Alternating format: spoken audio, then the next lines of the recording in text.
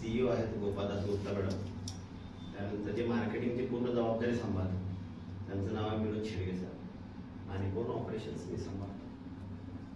तर हे 4 लोक मॅनेजमेंटमध्ये आणि 16 एप्रिल 2020ला आम्ही ही कंपनीची सुरुवात केली. लॉकडाऊन किती तारखेला झाला?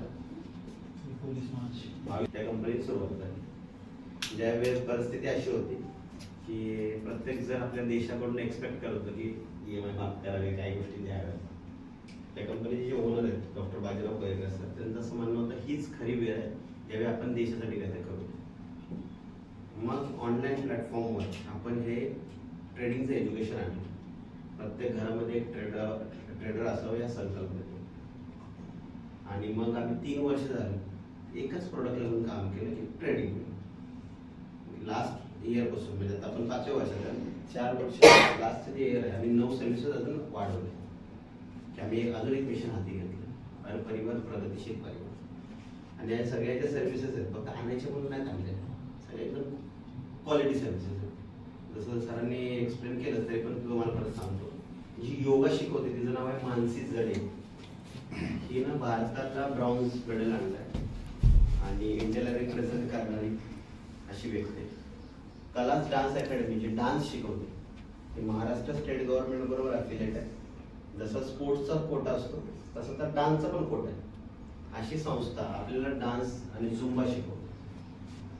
मेमरी एनहान्समेंटचे जे मेंटर आहेत सुनील सावंत सर, जसं IPL सुरू आहे, वर्ल्ड कप चालतं, तसं मेमरीच्या पण चॅम्पियनशिप चालतं. तर 8 लोकांची इंडियातून ती टीम जाते, त्यातले एक व्यक्ती म्हणजे सुनील सर जे इंडियामध्ये 2nd रँकला आहे. तर अशी मेंटर्स असलेली ही कंपनी आहे. 90,000 कुटुंबांपर्यंत आम्ही ऑलरेडी पोहोचलो.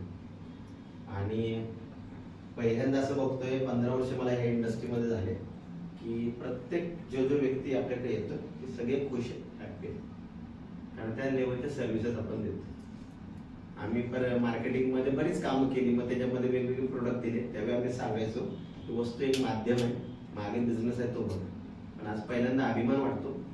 आतापर्यंत जे प्रोडक्ट असायचे ना ज्याची 1000ची कॉस्ट आहे ते आम्ही 10,000 विकतो. आज पहिल्यांदा बघतोय 10,000ची कॉस्ट आहे ते आम्ही 1000ला विकतो. आनंद वाटतो हे सगळं कार्य करतात. या कंपनीचे 7 ऑफिस आहेत पूर्ण इंडियामध्ये. हेड ऑफिस ठाण्यामध्ये आणि कराडला जे ब्रँच ऑफिस आहे तिथे मी बसतो. वेगवेगळे अवॉर्ड तर आम्हाला मिळालेच. पण तुम्हाला एक म्हणजे अभिमानाची गोष्ट सांगतो. 2 महिन्यापूर्वी आमचा राजभवनला सत्कार झाला. तो म्हणजे आमच्यासाठी आनंद सांगतो.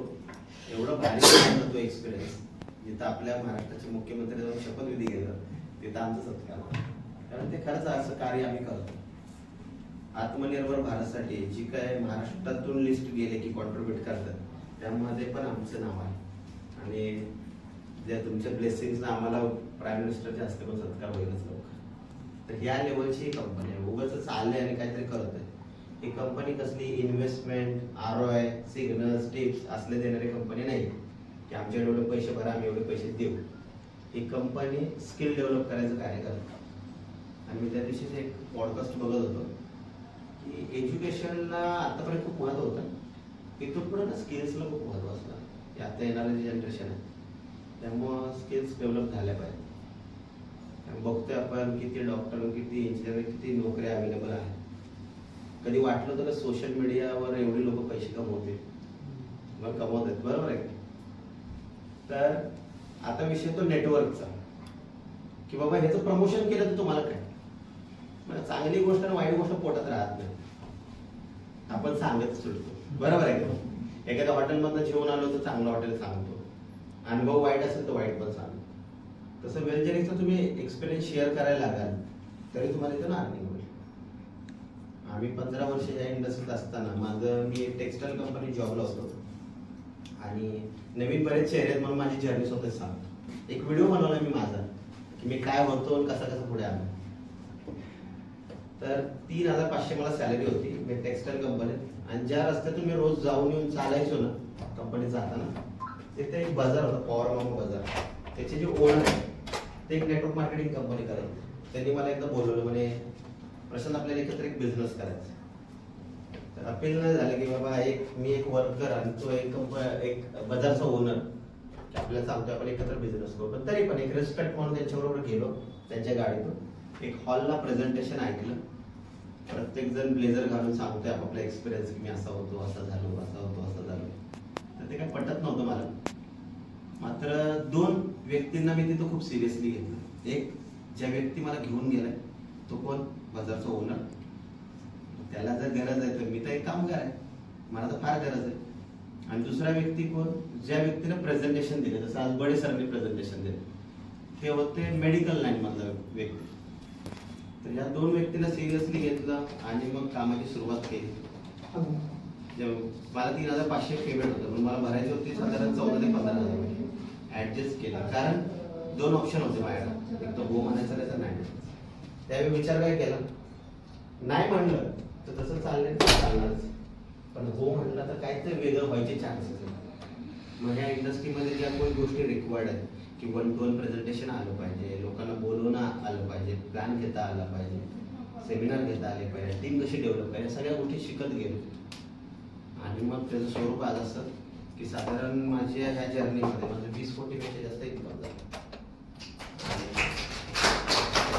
सर्वसामान्य कुटुंबातला असलेला व्यक्ती, म्हणजे त्या टेक्सटाईल कंपनीत जे ओनर आहेत सागर जोशी, ते आज टाटा हॅरियर गाडी यूज करतात. आणि मी प्रशांत जोंगे त्या कंपनीतला एक वर्कर होतो, तोही टाटा हॅरियरच यूज करतोय. आणि ज्या वर्षी मी BMW गाडी घेतोय, तर मला सांगा हे सगळं पॉसिबल झालं या इंडस्ट्रीमध्ये. आमचं आता मी मगाशी डिस्कस करत होतो की आमचं घर पत्र्यात होतं, ज्या घरात मी लहानाचा मोठा झालो, वर पत्रा. ह्या दिवसात त्याचे उन्हाचे दिवस आहेत ना, अरे बापरे, आम्ही कधी घरात थांबायचो नाही, दुपारचं बाहेर जायचो झाडाखाली, अशी परिस्थिती. पण आज माझे आई वडील एकदम राजमहालात राहिलेले घरात राहतात. त्यांना साधारण 1.25 कोटीचा बंगला मी गिफ्ट केला. तर ह्या इंडस्ट्रीची देण आहे. 3,500 पगार. तर मिसेसला फिरायला कुठे घेऊन जायचं म्हणलं ना तरी ते 100 रुपये 200 रुपये साठवत होते ते प्रत्येक पगारातून. मग वर्षातून कुठेतरी एकदा. तर प्रत्येक वर्षी एका देश मी आज तिला दाखवतो प्रत्येक व्हॅलेंटाईन्स. तर हे सगळं या इंडस्ट्रीतून पॉसिबल झालं. मी ज्यावेळी या इंडस्ट्रीमध्ये आलो, जसे तुमचे आज कन्या या इंडस्ट्रीत आले, मी एवढा या इंडस्ट्रीला घेऊन सिरियस झालो होतो की बाबा करायचं आपल्याला करिअर. पण घरातले ना म्हणायचे, म्हणजे शेजापाजारी बोलायचे ना, कसल्या मार्केटिंगचा नाद लागलाय. माझ्या आईनं नवस बोललं माझ्यासाठी की हा नाद सुटावा. पण आज आमच्या गावामध्ये भागामध्ये कुठेही मोठा प्रोग्राम आहे, पण लग्न कार्य असो तर काय असो, अनाउन्समेंट करणारे लोक असतात ना, तर ते अनाउन्समेंट करतात की आपल्या भागातले युवा उद्योजक प्रशांत सावंत यांचं आगमन झाले. बरं, आता हे माझ्या प्रेझेन्स मध्ये जर माझ्या आई वडील जर गेले त्या प्रोग्रामला तर अनाउन्समेंट अशी होते, युवा उद्योजक प्रशांत सावंत यांचे आई वडील आले. तर विचार, हा, या गोष्टी सगळ्या केल्या. या इंडस्ट्रीमध्ये साहेब सगळं शक्य आहे. फक्त काय माहितीये का, आपला दृष्टिकोन बदलला पाहिजे. आपण काय माहितीये का आतापर्यंत ऐकलंय मार्केटिंग मध्ये रिकाम टेकड्यांचं काम आहे, पण असं काय नाहीये. की तुम्ही वेलनेस मध्ये प्रोग्राम मध्ये आला मुंबईला, वेगवेगळ्या प्रोफेशन मध्ये लोक आहेत का. आपल्याकडे जज पण आहेत, वकील पण आहेत, IPS अधिकारी पण आहेत, PSI पण आहेत. मग मला सांगा हे शिकलेत की नाही. म्हणून तर वेलनेस मध्ये त्यांना माहिती आहे की बाबा ही कंपनी खरंच जेन्युइनली काम करते. तुम्ही आमचा GST नंबर द्या, कुठले CA वगैरे तुमचे व्यक्ती असेल, तुम्ही कळेल आम्ही किती GST भरले. आमचा पॅन नंबर द्या, आमचे टॅक्सेशन तुम्हाला कळते की हे सगळं जे आहे ना ते लिगल वे नाही. कसलेही चीटिंग किंवा नुकसान व्हावं ह्या इंटेन्शन ही कंपनी आलेली नाही. ही कंपनी चांगला उद्देश घेऊन आली की लोक कल्याण व्हावं, लोक ट्रेडर बनतील, लोक उद्योजक बनतील आणि कुटुंब त्यांचं खूप हॅपी व्हावं. त्यामुळे एक एक सर्व्हिस आहेत ना खूप महत्वाचे आहेत. मी आता एकच आहे की अंतकरणापासून तुम्हाला सांगतो की जर तुम्ही ह्या बिझनेसला जर आत्मसात करताय ना तर खरंच मनापासून करा. ट्रायल बेसवर करू नका करायचं म्हणून. जसं तू आज एक जॉईनिंग आली, सुरुवात केली बाबा मम्मी आहेत, आई वडील आहेत म्हणून करा, तसं नाही. ह्या इंडस्ट्रीमध्ये या. आज ना आजचा स्टडी डायरेक्ट सेलिंग इंडस्ट्री काय आहे त्याचा अभ्यास करा. वेलजेनिक्स काय त्याचा पूर्ण अभ्यास करा. यामध्ये काय घडू शकतं मित्र, तू पण आलास ना या इंडस्ट्रीमध्ये माहिती घे. तुझं एज होतं त्याच एजमध्ये मी इंडस्ट्रीमध्ये आलो, पण हे सगळं पॉसिबल झालं. जसं तुम्ही आज मगाशी टाळ्या वाजवते, हे केलं ते काय, तर वेगवेगळ्या प्रॉपर्टी. मला सांगा, हे पॉसिबल झालं असतं का? मी जर नाही म्हणलो असतो तर मी आजच्या टेक्सटाईल कंपनीत असतो. 3,000 30,000 झालं असतं. ह्याच्या व्यतिरिक्त काय झालं असतं? तो तर मग आता मुंबईला गेलो तर 5 स्टार हॉटेलचा खर्च होतो. सांगा पॉसिबल आहे का? सकाळी पण एक IPS अधिकाऱ्याचं मी पॉडकास्ट बघत होतो. सर, ₹1,00,000 पगार असतो त्यांना. मला असं वाटलं की यार कसं मॅनेज करत असते. हा, बाकीचे खर्च आहे म्हणजे कुठले गाडी मिळते, घर मिळते, सगळ्या गोष्टी. पण नोकरीवाला म्हटलं की एक लिमिटेशन आले का, की त्याच पगारात सगळं बसवायचं, सुखदुःखाचा प्रोग्राम, बरोबर, फ्युचर प्लॅनिंग, EMI, सगळ्या गोष्टी. त्याच्या व्यतिरिक्त काय हलूच शकत नाही माणूस. नोकरी किती करतात, नोकरीवाला किती करतात माहिती आहे का तुम्हाला? सर, त्यात हलू बॉन्ड आहेत, ते जाऊ शकत नाही त्या बाहेर, इन्सेंटिव्ह असलं तर. पण ह्या बिझनेस मध्येच माणूस पुढे जाऊ शकतो. आणि मग मोठं कॅपिटल लावून बघताय काय त्या लेवलचं इन्कम येते का, कॉम्पिटिशन वगैरे. वेल्थ मध्ये तुम्हाला कसलंही कॉम्पिटिशन आहे आणि मॅनेजमेंट पूर्ण एकदम स्ट्रॉंग आहे. फक्त मनापासून, अंतःकरणापासून ही कंपनी मध्ये काम करा. जिथे चॅलेंज येतात ना, प्रत्येक जण इथं मदतीला उभा आहे. पालवी सर आहे, वडे सर, दांडी सर आहे, आशीर्वाद सर आहे, सगळे मदतीला. मॅडम सत्कार पण झाला. तर मॅडम किती डायरेक्ट केले तुम्ही? 10 डायरेक्ट केले. आशीर्वाद सरांनी 5 डायरेक्ट केले. तर या लेवलचे लोक आहेत तुमच्या बरोबर. आणि ऍडिशनल इन्कम कोणाला नको आहे? प्रत्येकाला पाहिजे. तुम्ही जे काही कमवत आता, कोण 10,000 कमवत असेल, कोण 20,000 कमवत असेल, कोण 50,000, कोण 1,00,000. ऍडिशनल त्या इन्कम बरोबर 50,000 नवीन आले तर वाईट आहे? नको वाटणार? 2 लाख आले, नको वाटणार आहे? सांगा ना मला. मग ऍडिशनल साठी काय म्हणून या. जसं मग त्यांनी उदाहरण दिलं की जे वेगवेगळे सेलिब्रिटी काय ऍडव्हर्टाइजमेंटचं काम करतात, काय वेगवेगळे काम करतात, 4 पैसे कमवतात, गरज. त्यामुळे थोडं सिरियस होऊया.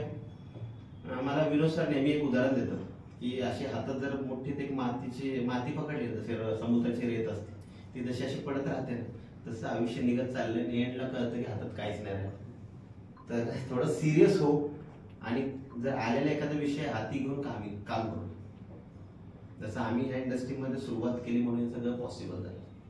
तुम्ही पण एक निर्णय घ्या.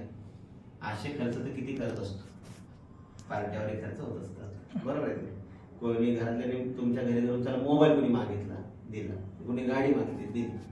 11,000 नाही 25,000 मोठी अमाऊंट नाही, बरोबर. मुलाला एक बर्थडे गिफ्ट म्हणून एक ऍडमिशन घेतला असं आणि लिहून ठेवा, हे आजचा दिवस तुमच्या आयुष्यभर लक्षात राहील. जसं मी इथून बोलले, जर तुम्ही इथून ऐकलं असेल तर आणि जो काम केलं तर. त्यामुळे निर्णय घ्या आणि सुरुवात करा. ठीक आहे, थँक्यू.